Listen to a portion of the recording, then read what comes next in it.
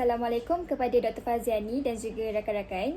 Jadi nama saya Amira Khalisa binti Abdul Muttalib dan saya akan menerangkan tentang pengenalan iaitu maksud modernisme dan juga kaitan modernisasi dengan teori dalaman. Jadi pertama sekali, apakah itu maksud modernisme?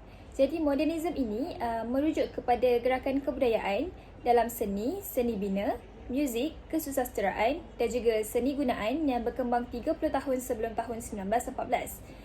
Jadi istilah ini merujuk kepada gerakan politik, kebudayaan dan juga seni yang muncul pada akhir abad ke-19 dan juga permulaan abad ke-20 iaitu serentak dengan perubahan dalam masyarakat barat.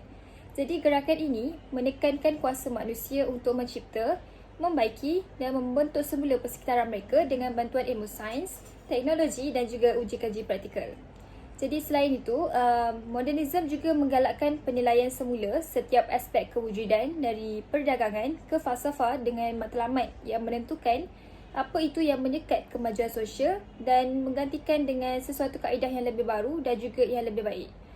Namun dalam pada itu, gerakan modernisme ini mendakwa bahawa realiti zaman industri dan mekanisme adalah tetap dan kekal. Jadi manusia patut mengubah pandangan mereka terhadap keduniaan agar mereka dapat menerima bahawa sesuatu yang baru itu adalah lebih baik. Ketiga-tiga perkara ini dikatakan telah bermula pada zaman modernisme. Yang pertama, fizik moden iaitu kuantum dan kerelatifan. Yang kedua, falsafah moden iaitu analitik dan kebenuaan. Dan yang terakhir, teori nombor moden dalam matematik. Jadi ketiga-tiga perkara ini telah bermula pada zaman modernisme dan berkembang serta digunakan sehingga kini. Jadi modernisme ini telah melakukan suatu perubahan terhadap sesuatu masyarakat. Selain itu, modernisme juga merangkumi karya pemikir yang menentang tradisi-tradisi akademik dan sejarah abad ke-19 dan berhujah bahawa bentuk seni, seni bina, sastra, agama, organisasi sosial dan juga kehidupan harian yang tradisional sudah ketinggalan zaman. Jadi mereka menerima aspek-aspek ekonomi, sosial dan politik baru dalam dunia yang semakin diindustrikan.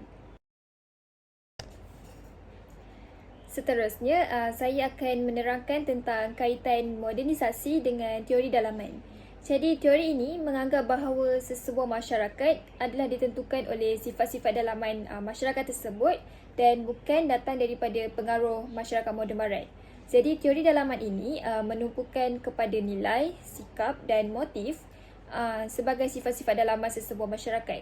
Dan faktor ini yang akan menentukan ataupun menggalakkan berlakunya perubahan dalam masyarakat berkenaan. Jadi, faktor-faktor daripada luar seperti perubahan di peringkat antarabangsa ataupun negara jiran tidak akan membawa perubahan signifikan kepada masyarakat tersebut. Jadi, mengikut teori ini, halangan pembangunan dalam sesebuah negara ialah halangan dalaman yang datang daripada sikap, adat ataupun lain-lain. Jadi, moden ini mempunyai ciri-ciri tertentu seperti berdasarkan kehendak pasaran, berintensifkan modal, berteknologi tinggi dan lain-lain. Manakala tradisi pula mempunyai ciri yang bertentangan dengan ciri moden. Jadi, masyarakat barat dikelaskan sebagai masyarakat moden dan mereka telah mengalami perubahan daripada zaman tradisionalnya melalui proses modernisasi. Manakala sesetengah masyarakat bukan barat iaitu orang asli masih lagi berada pada peringkat tradisionalnya dan perubahan ataupun modernisasi boleh dicapai dengan berlakunya perubahan dalaman dalam kalangan masyarakat tersebut. Jadi pendekatan yang diambil oleh penjajah barat iaitu masyarakat moden barat terhadap negara-negara timur yang telah mereka jajah iaitu melalui kemajuan sistem pendidikan, melemahkan kuasa kepimpinan tradisional seperti sistem politik feudal dan bergantikannya dengan politik demokratik dan juga memodernkan sistem komunikasi mereka. Jadi itu sahaja daripada saya dan saya akan berikan kepada Nadia binti Zakaria untuk menyambung pembentangan iaitu ideologi modernisme. Terima kasih Amira.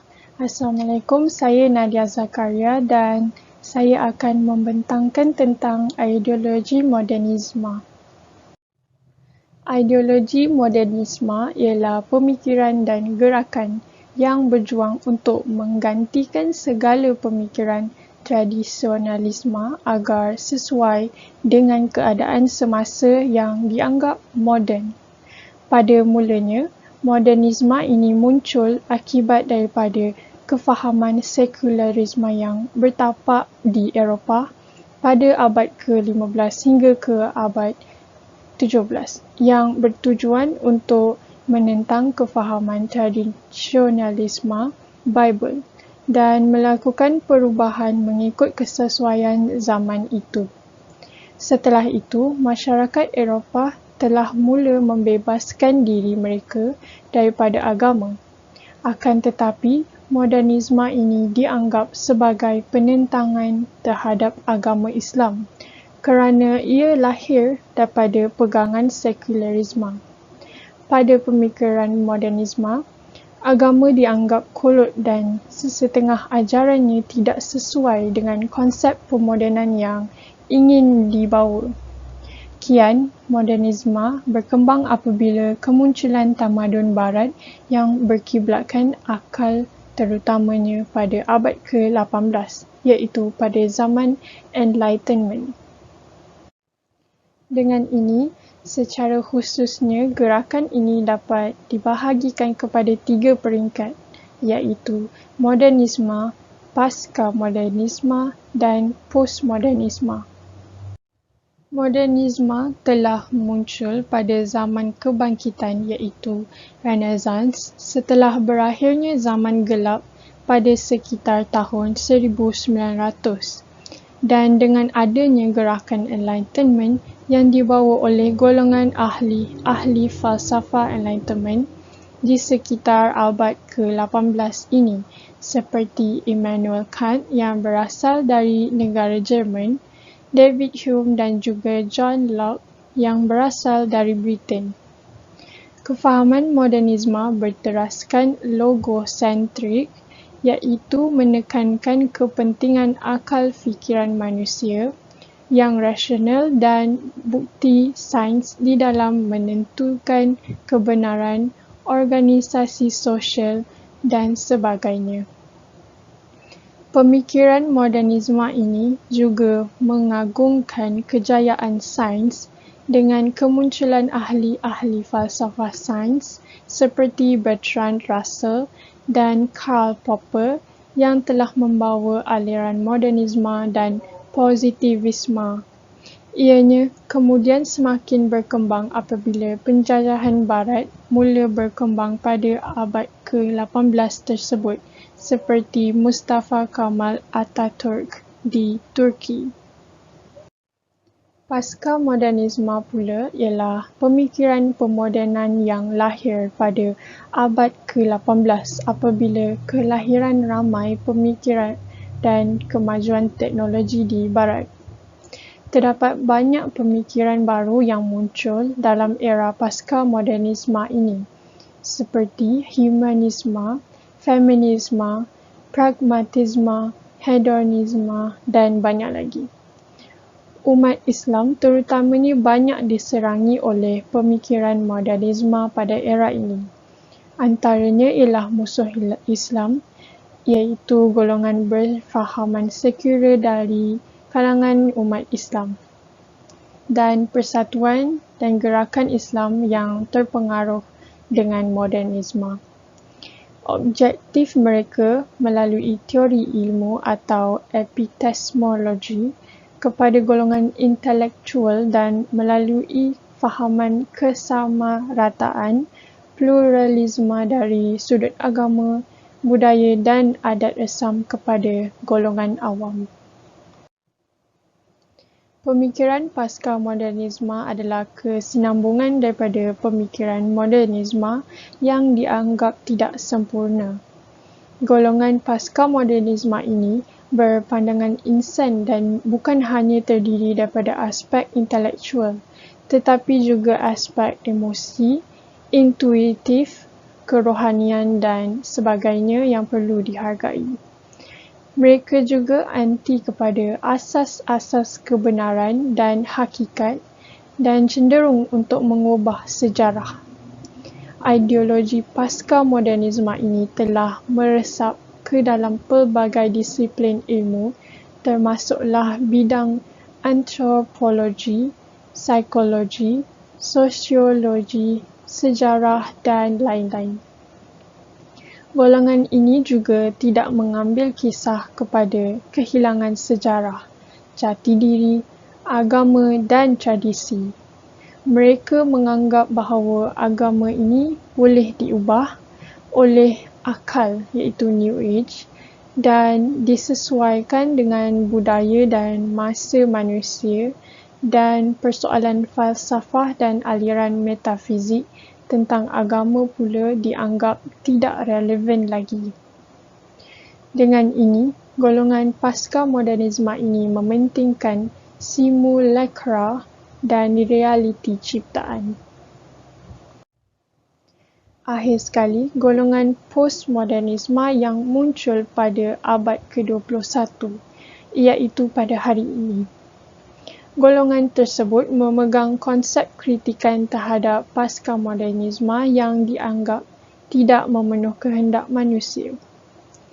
Walau bagaimanapun, terdapat beberapa aspek yang harus dikekalkan daripada pasca-modernisme itu.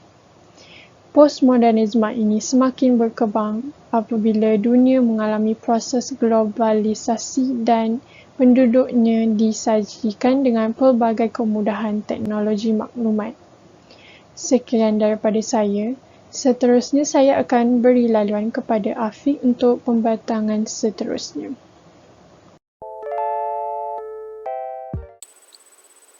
Assalamualaikum warahmatullahi wabarakatuh. Saya Afiq Imran bin Husni ingin menyambung pembentangan. Terima kasih kepada Nadia atas pembentangan sebentar tadi.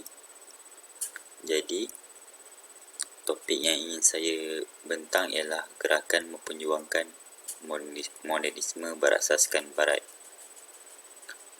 Yang pertama, kecanggihan penyebaran maklumat. Secara amnya, gerakan modernisme ini dia muncul pada abad 16 hingga 18. Kemudian, gerakan modernisme berkembang apabila berlaku kepesatan teknologi. Jadi, dengan kecanggihan penyebaran maklumat, ia akan memudahkan pengaruh pemikiran ala Barat masuk ke masyarakat Islam ataupun masyarakat moden.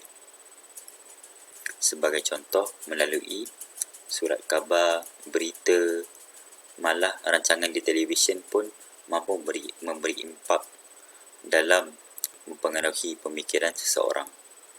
Seterusnya adalah kemunculan aliran pemikiran modernisme liberal.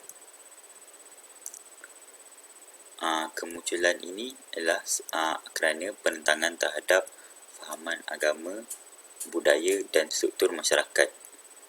Protes di Barat berlaku kerana mereka berasa kecewa dikongkong kebebasan mereka atau hak individu. Institusi gereja pada zaman itu juga dianggap sebagai penghalang kemajuan hidup, mengekang kebebasan, pembangunan dan kreativiti mereka. Maka terlahirlah golongan modernisme dan liberal ini yang hanya mementingkan hak asasi mereka dan kebebasan. Seterusnya,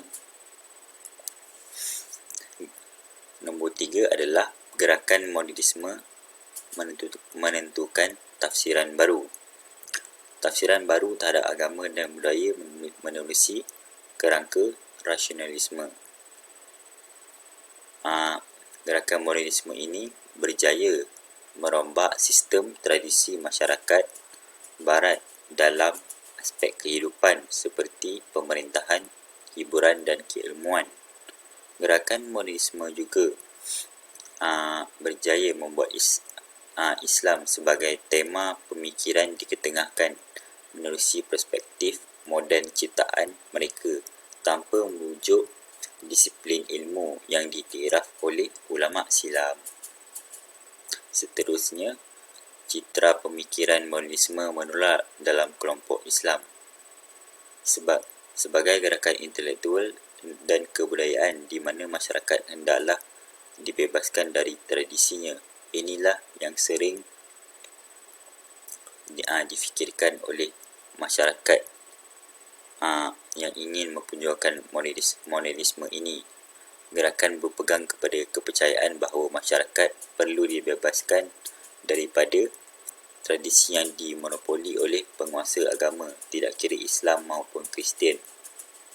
Dan yang terakhir sekali, nombor 5, modernisme adalah penentangan terhadap agama, lahir pada pegangan sekularisme ataupun Renaissance, di mana kebangkitan orang barat daripada zaman kegelapan yang memberi penekanan kepada rasionalisme dan liberalisme, iaitu pembebasan mereka daripada peraturan agama dan tradisi. Sekian, itu saja daripada saya. Seterusnya, saya break. Saya pas pembentangan ini kepada Syakir.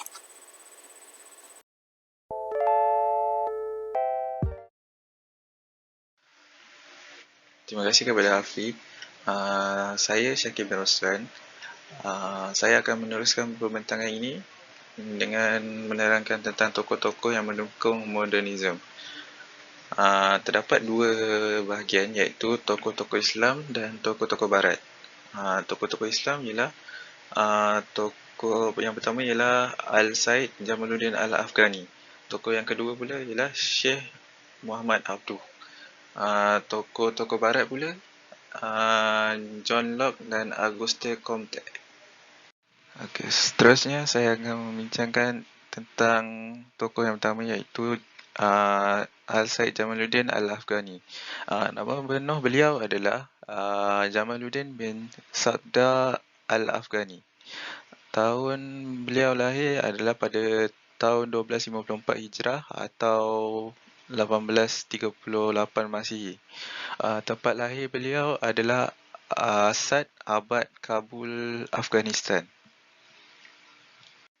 Sumbangan Said Jamaluddin Al-Afghani ialah mengembalikan kehebatan umat Islam seperti zaman Khulafa' Ar-Rasyidin. Beliau telah mencetuskan semangat untuk berjuang di kalangan umat Islam dan mengubah pemikiran mereka supaya lebih moden dan lebih berjaya daripada bangsa-bangsa lain. Okey, seterusnya, membina perpaduan tanpa mengira bangsa dan budaya melalui gagasan Al-Jamiah Al-Islamiyah, iaitu beliau telah membina perpaduan tanpa mengira warna kulit, bangsa, budaya dan sebagainya. Okey, akhir sekali, menyedarkan umat Islam tentang keburukan fanatik mazhab. Tokoh seterusnya adalah Syekh Muhammad Abduh. Nama penuh beliau ialah Muhammad bin Abduh bin Hasan Khairullah. Tarikh tahun lahir beliau pada 1849 Masihi. Tempat lahir beliau di Antar, Mesir. Sumbangan beliau ialah mewujudkan mata pelajaran seperti matematik, geometri, geografi dan sejarah. Selepas itu, beliau juga berhasil menukar dan menambah baik sistem pendidikan dan kehakiman syariah di Mesir. Seterusnya, mewujudkan satu standard dalam penganugerahan sijil di Universiti Al-Azhar di Mesir. Untuk tokoh-tokoh Barat, tokoh yang pertama ialah John Locke. Beliau lahir pada 28 Ogos 1632. Tempat lahir beliau di Renton, Somerset. Sumbangan beliau ialah menulis berbagai karya mengenai pendidikan, ekonomi, falsafah dan perubatan. Two Treatises of Government menggambarkan tentang tahap perkembangan masyarakat. Seterusnya, karyanya Essay Concerning Human Understanding ditulis untuk menyanggah gagasan Plato tentang gagasan bawaan. Dan akhir sekali, Letter of Toleration yang menjelaskan tentang pentingnya pemisahan antara agama dan negara. Tokoh barat seterusnya ialah Auguste Comte. Beliau lahir pada 20 Januari 1798. Tempat lahir beliau adalah Montpellier, Perancis. Sumbangan beliau ialah mengembangkan sistem falsafah positif di mana logik dan matematik digunakan. Selepas itu, membahagi sosiologi menjadi dua bidang atau cabang. Statik sosial yang menyatukan masyarakat di masa hadapan. Akhir sekali, menggabungkan dengan pengalaman dia untuk membantu lebih memahami tindakan manusia dan memungkinkan pemahaman tentang alam dunia. Itu saja daripada saya. Saya akan memberi pembentangan seterusnya kepada Izzati. Terima kasih. Terima kasih atas pembentangan sebentar tadi. Saya akan sambung pembentangan ini dengan kesan modernisme terhadap masyarakat Malaysia. Kesan yang pertama adalah masyarakat berbilang kaum dapat hidup bersatu padu dari segi politik kerana wujudnya parti perikatan antara kaum berbanding politik sebelum merdeka yang berpaksikan kepentingan kaum masing-masing semata-mata. Di Malaysia, modernisasi politik dapat dilihat melalui sistem demokrasi berparlimen, pilihan raya dan juga penglibatan tiga kaum terbesar dalam politik Malaysia. Tiga kaum terbesar iaitu Melayu, Cina dan India yang lahir dari Parti Perikatan telah berupaya untuk menerima idea politik moden di mana parti berlainan bangsa boleh bersatu dalam sebuah parti politik. Pemodenan politik pada satu kerajaan berupaya menyatupadukan tiga kaum terbesar dan satu parti politik dan pada yang masa sama telah memisahkan kaum atau bangsa itu sendiri dengan penubuhan parti-parti politik pembangkang. Seterusnya, kesan yang kedua adalah perubahan dari segi ekonomi masyarakat dari segi perdagangan dan perindustrian berbanding sebelum merdeka yang berasaskan sistem pecah dan perintah mengikut suku kaum. Ekonomi sebelum merdeka adalah lebih kepada ekonomi sara diri dan pertukaran barangan manakala hubungan etnik dalam masyarakat setempat dari segi ekonomi sangat ketara dalam memperlihatkan pemisahan antara kaum. Sebagai contoh, orang Melayu kekal dengan ekonomi tradisional secara kecil-kecilan dalam sektor pertanian, orang Cina dalam bidang perniagaan dan perdagangan manakala orang India bekerja di sektor ladang. DEB iaitu dasar ekonomi baru telah diwujudkan sebagai salah satu alternatif demi menghapuskan pengenalan ekonomi mengikut kaum yang berbeza. Selepas itu, kesan yang ketiga adalah wujudnya sistem persekolahan kebangsaan yang lebih efektif dan sistematik dalam menyatupadukan masyarakat berbagai kaum berbanding sistem vernakular. Pada era penjajahan British, sistem pendidikan vernakular telah diamalkan di Malaysia yang berpaksikan pada kaum masing-masing serta bahan pendidikan yang banyak bersumberkan pada rujukan negara serta bangsa masing-masing. Selepas kemerdekaan, setiap bangsa berbilang kaum telah digabungkan di sistem sekolah kebangsaan yang sama. Sistem persekolahan kebangsaan dimonopoli oleh orang Melayu serta masing-masing terdapat penubuhan sekolah vernakular Cina dan India yang dimonopoli oleh bangsa masing-masing. Hal ini menjadikan sekolah kebangsaan sebagai sekolah asas yang menghubungkan masyarakat berlainan kaum di Malaysia, tidak seperti sekolah vernakular yang memperlihatkan jurang yang besar antara mereka kerana mengasingkan sekolah mengikut etnik kaum masing-masing. Seterusnya, kesan yang terakhir adalah masalah sosial dalam kalangan para majlis yang parah dan berleluasa. Syariat Islam telah diketepikan dan tidak lagi diendahkan oleh sebahagian remaja masa kini kerana peranannya sebagai pengatur kehidupan manusia. Sebagai contoh, keruntuhan akhlak dan gejala sosial seperti kes buli, pontian sekolah, bestialism, vandalism, hamil luar nikah, buang bayi, seks bebas, rongkol dan macam-macam lagi. Individu Muslim yang balik dan sempurna akalnya mukallaf yang wajib terikat dengan hukum syarak dan setiap perbuatannya dan apabila individu lain melihatnya haruslah mencegahnya dengan melakukan amar ma'ruf nahi munkar. Sikap individualistik masyarakat atau tidak mahu menjaga tepi kain orang lain antara punca keruntuhan akhlak dan gejala sosial. Pemerintah seharusnya mengawal media masa, teknologi, informasi dan komunikasi ICT kerana dapat menyebabkan pelbagai maklumat dan paparan-paparan yang tidak baik untuk tontonan remaja pada masa kini. So, itu sahaja daripada saya. Seterusnya, saya akan pas pembentangan ini kepada Aiman. Terima kasih kepada pembentang sebelum ini. Saya Mudrika Aiman bin Muhammad Najib. Saya ingin membentangkan tentang kedudukan kemodenan dalam Islam. Dalam zaman globalisasi ini, umat Islam perlu menerapkan unsur kemodenan untuk lebih maju. kemodenan dalam Islam akan memberi implikasi yang baik juga yang tidak baik.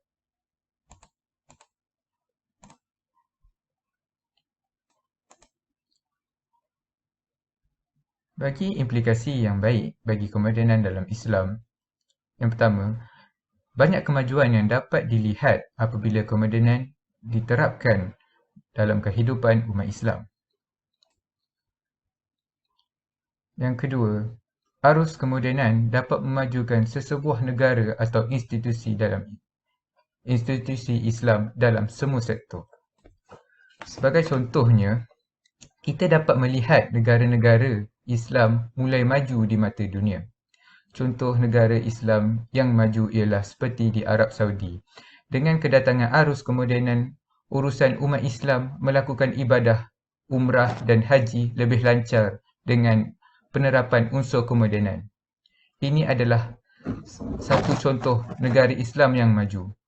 Bagi negara kita perlu mencontohi negara yang maju dan tidak meninggalkan hukum syarak yang telah ditetapkan. Bagi implikasi baik bagi kemodenan dalam Islam, yang ketiga ialah kemodenan dari segi kehidupan umat Islam dapat membantu untuk beribadah. Oleh itu, kita dapat melihat umat Islam lebih mudah untuk mengerjakan ibadah dengan menggunakan teknologi. Contohnya, penggunaan gadget dapat memudahkan umat Islam membaca Al-Quran, mendengar kuliah agama dan memberi tahu waktu solat dan sebagainya. Dengan ini, keberadaan gadget dia dapat membuat para umat Islam lebih tekun beribadah untuk mendapatkan keredaan Allah Subhanahu Wa Taala.